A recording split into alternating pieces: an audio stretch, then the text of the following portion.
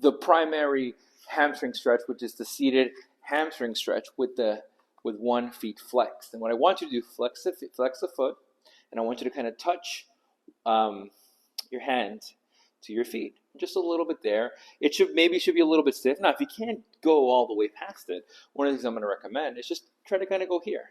Try to lean a little bit, right?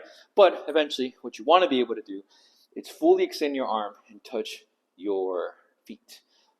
Part of the toes, which is definitely fine, right?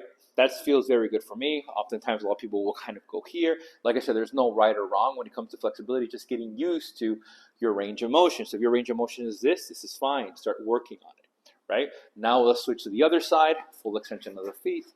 Bending here, I'm a little bit stiff on this side, which is still fine. I'm able to kind of touch my toes.